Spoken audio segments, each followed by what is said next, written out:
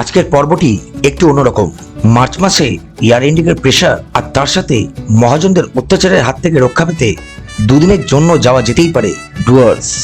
তবে আগেই বলি, আজ খারাপ এবং বসা গলা কিন্তু চাঙ্গা মন নিয়ে আজকের এই পর্বটি শুরু করছি। ভ্রমণ প্রিয় বাঙালিদের অন্যতম একটি পর্যটন স্থান ডুয়ার্স। এটি পশ্চিমবঙ্গের উত্তরাংশে অবস্থিত একটি আলোকপ্রিয় অঞ্চল, যেখানে দেখা যায় প্রাকৃতিক সৌন্দর্যের সাথে সাথে জঙ্গলের ঘনত্ব এবং পশু পাখির খেলাধুলা।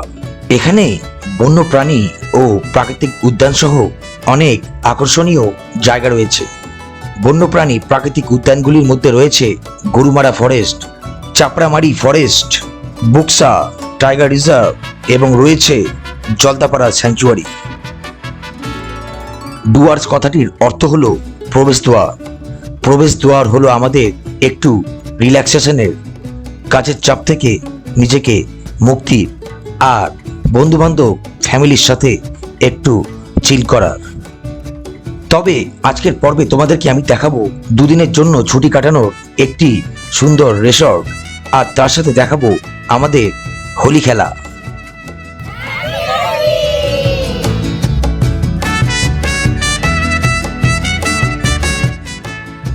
চালসা থেকে কাছাকাছি 8-9 কিলোমিটারের দূরত্বে অবস্থিত মূর্তি, আর মূর্তিতে রয়েছে ত্রিমূর্তি রিসর্ট। আজ মার্চের 25 তারিখ 2024 কাছাকাছি সকাল 11টায় আমরা পৌঁছলাম ত্রিমূর্তি রিসর্ট। পৌঁছানোর সাথে সাথেই চোখে পড়ল রাধাকৃষ্ণর মন্দির, আর তার পাশেই রয়েছে রিসেপশন। চারিদিকে সবুজে ভরা এই রিসর্টে রয়েছে বিভিন্ন ফুলের গাছ এবং ফুলের বাগান।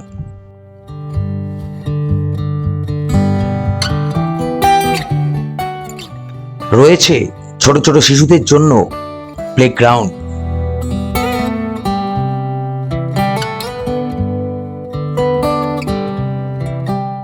রয়েছে আমাদের মতো বড় মানুষের জন্য টেনিস কোর্টস। রয়েছে আমাদের মতো মানুষের অতি প্রিয় সুইমিং পুল। তবে কোনো রকম পেড প্রমোশন ছাড়াই আমি এই রিসর্টটি তোমাদের কাছে তুলে ধরেছি, তার কারণ আমি কিন্তু মূর্তিতে অনেক হোটেল বা রিসর্টে উঠেছি, তবে ত্রিমূর্তি রিসর্ট হলো আমার খুব প্রিয় রিসর্ট। তাই আমি আমার প্রিয় জিনিসটি তোমাদের কাছে তুলে না ধরে কি করে থাকতে পারি বলতো। পৌঁছানোর সাথে সাথে আমাদের কিন্তু স্বাগত জানানো হলো রং বেরং আবির এবং রং দিয়ে। তবে আজ ছিল দেবদোল। হ্যাপি হোলি পাপা, এদিকে দেখো, আমার দিকে দেখো। Happy Holi, happy Holi, happy Holi. দেখি একটু হলুদ লাগিয়ে দি, দেখি বাবা। Happy Holi, happy Holi.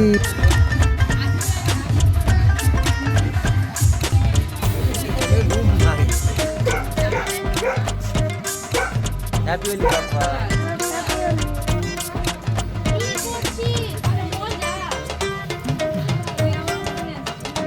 Happy Holi বেটা।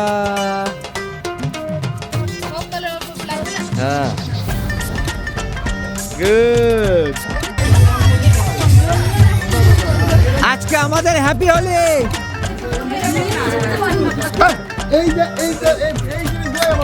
না না, রুমে যাবো না, রুমে যাবো না, আমরা এখন ঘুরবো।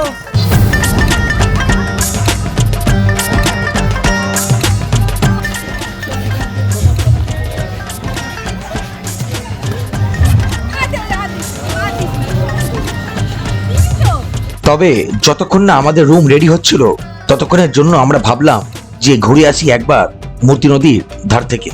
একদম ওয়াকিং ডিস্টেন্স, এই রাস্তা ধরে গেলেই মূর্তি নদী। তবে ত্রিমূর্তি রিসর্টের সামনে দিয়ে 5 মিনিট হেঁটেই হাতের ডান হাতে যেই রাস্তাটি গেল, এই রাস্তা দিয়েই পৌঁছলাম আমরা এই জায়গায়। একটা রিসর্ট, গো স্লো ওয়াইল্ড লাইফ এরিয়া। এখানে ওই ফেন্সিং করা আছে, এপার ওপার যাওয়া যাবে না। ওই যে মূর্তি নদী, এই রাস্তাটা ব্লক আছে, আমরা ভুল রাস্তায় চলে এসেছি, আমাদের ওই সাইড দিয়ে ঘুরে যেতে হতো। বললাম যে ওই রাস্তাটা দিয়ে যাচ্ছে। তবে পড়ে থাকা পচা জল ঠান্ডা না গরম তাই জানতে চেয়েছিল আমার ভাস্তা ভাস্তিরা আর তার সাথে তাদের মায়েরা, তাই একটু ইয়ার্কি মেরে জল ছিটিয়ে দিলাম। পাপা, তোর মনে পড়ছে এখানে এসেছিলি ছোটবেলায়? মনে পড়ছে না? আজকে দেবদোল, তো আজকে আমাদের এখানে রং খেলা শুরু হয়ে গেছে। এই হচ্ছে গল্প। গতকালকে দেবদোল ছিল আমাদের মালদাতে, তো আজকে দেবদোল। আমাদের মালদাতে হচ্ছে মঙ্গলবার দিন আমাদের মানব দোল। এই হচ্ছে গল্প। ভাই যাবে নাকি? 10 টাকা করে যাবে নাকি? চলো। 10 টাকা করে টোটো ভাড়া দিয়ে 2 মিনিটেই পৌঁছে গেলাম মূর্তি নদীর ধারে। ডান হাতের এই রাস্তা ধরেই আমরা হেঁটে গিয়ে পৌঁছলাম মূর্তি নদীতে। সাবধানে নামতে হবে কিন্তু, আর খুব স্লিপারি হবে কিন্তু, খুব স্লিপারি হবে এই জায়গাটা।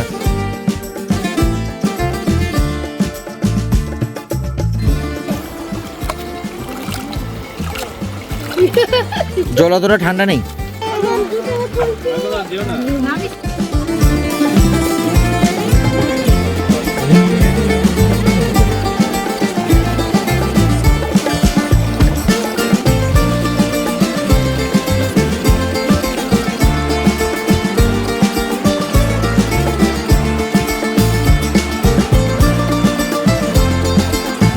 মনের বাসনা পূরণ করেছে, এই পারে হাত ধরে ধরে ওরা ওই পারে যাবে, মানে এই রাস্তা দিয়ে।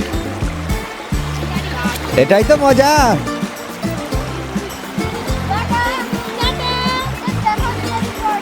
শেষ ম্যাচ না, আমিও একটু মানে জীবন হাতে নিয়ে এপারে চলে আসলাম। আর এপারের পরিবেশটা সত্যি অদ্ভুত লাগছে, না আসলে না মিস করে যেতাম।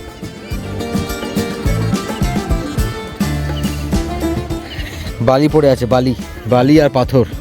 খালি পায়ে যেতে একটু পায়ে লাগছে, তবে কিন্তু দুদিনের ছুটিতে এখানে এসে ঘুরে যাওয়া যেতেই পারে।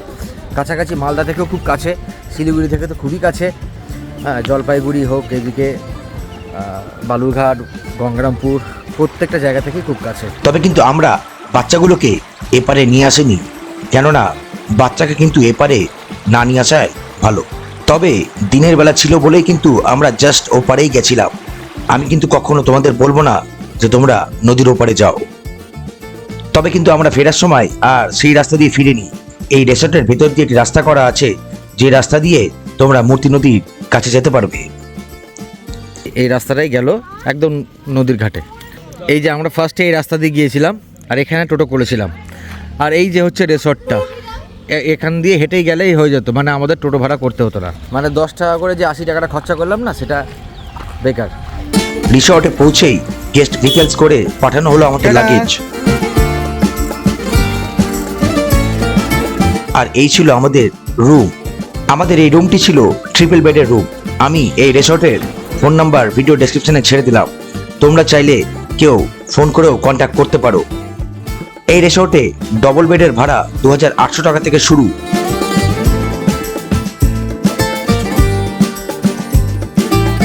এই যে জায়গাটি দেখতে পাচ্ছ, এটি হলো এখানকার রেস্টুরেন্ট, আর তার পাশে আছে বার কাউন্টার। এই হলো আমাদের ডবল বেডের রুম। তবে ডবল বেডের রুমে 2800 টাকা যে ভাড়া, তাতে কিন্তু দুজনের ব্রেকফাস্ট ইনক্লুডেড।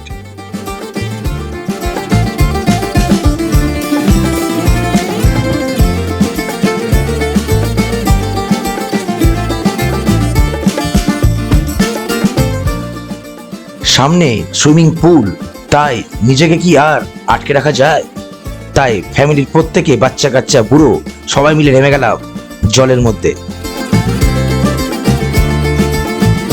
জলে একটু খেলা করে, নাচানাচি করে আর আনন্দ করে আমরা চলে আসলাম এখানকার রেস্টুরেন্টে।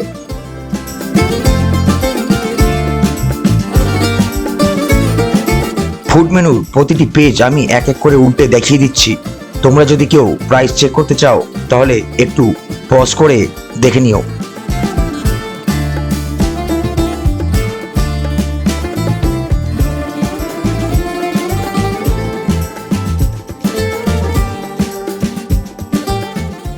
আজ আমরা লাঞ্চে নিয়েছিলাম ফিশ থালি, যার মূল্য পড়েছিল 250 টাকা। তাতে আমরা পেয়েছিলাম একটি কাতলা মাছ, একটি সবজি, ভাত, ডাল এবং স্যালাড। বৃষ্টি শুরু হয়ে গেছে, দেখো বৃষ্টির ওয়েদার। এখন বাজে হচ্ছে 5:45, বৃষ্টি হচ্ছে, মেঘও ডাকছে। সুপার।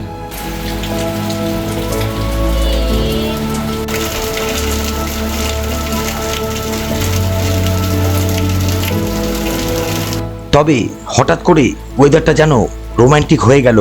মন চাইছিল আমি আমার পোলার মাকে নিয়ে একটু বৃষ্টির মধ্যেই ছাইয়া ছাইয়া করি। মানে আজকে ওখানে না ডিজে সব লাগিয়েছে তো, কারণ সন্ধ্যাবেলা পার্টি হবে, প্রোগ্রাম হবে। এই প্রোগ্রামটা আজকের মতো ভেস্তে গেল মনে হচ্ছে। প্রত্যেকের মন খারাপ, ডিজে বক্সগুলো সব ত্রিপল দিয়ে ঢেকে দিয়েছে। আমাদের কি আছে, আমরা যেখানে এসেছি আমরা সেখানে এনজয় করবো, আমাদের কোনো ব্যাপার না। এই সুমনদা এখানে বসে আছে, দাদা আমার। এই হচ্ছে রাত্রের পরিবেশ, রাধাকৃষ্ণ মন্দির। বৃষ্টি এখন কমে গেছে, এখন কটা বাজে দেখো, 6:45, বৃষ্টি মোটামুটি একদম ক্লিয়ার হয়ে গেছে। তবে দিনের বেলা ত্রিমূর্তি রিসর্ট যতটাই না সুন্দর, আর রাত্রের বেলা বৃষ্টি পড়ার পর আশেপাশের পরিবেশ সত্যি যেন রোমান্টিক হয়ে উঠেছে। ওই যে দেখো ওখানে বক্সগুলো সব ঢেকে রেখেছে বৃষ্টির জন্য। তবে তখন বাজে ঘড়িতে রাত 9:30। আমাদের একটু অনুরোধেই সেখানকার পরিচিত হোটেল কর্তৃপক্ষরা অ্যারেঞ্জ করলো আমাদের জন্য বনফায়ার। আর একটু আড্ডার সাথে সাথে ডিনার কমপ্লিট করে রাত তখন বাজে 12:15। তখন আমাদের স্বাগত জানালো শিলাবৃষ্টি।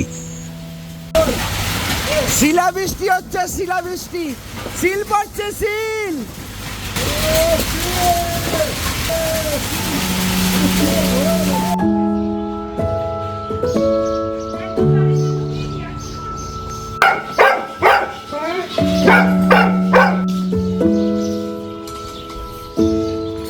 তবে সত্যি বৃষ্টি ভেজা সকাল আমাদের মতো ভ্রমণপ্রিয় মানুষের মনকে যেন নিজের কাছে আরেকবার ডেকে নিয়ে আসে।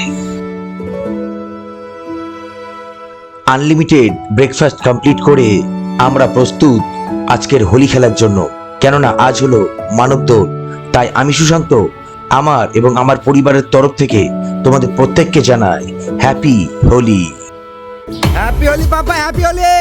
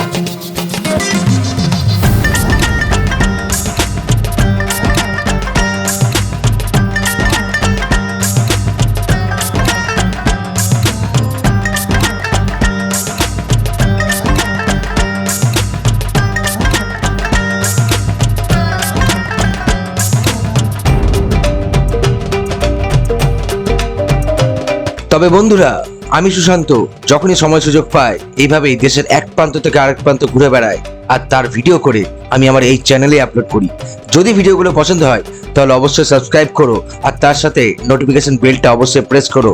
তাতে কি হবে, যখনই আমি ভিডিও আপলোড দেবো তার ইনস্ট্যান্ট নোটিফিকেশন তোমাদের কাছে পৌঁছে যাবে। তাই আজকের পর্বে নিচ্ছি বিদায়, দেখা হচ্ছে এর পরের নতুন পর্বতে।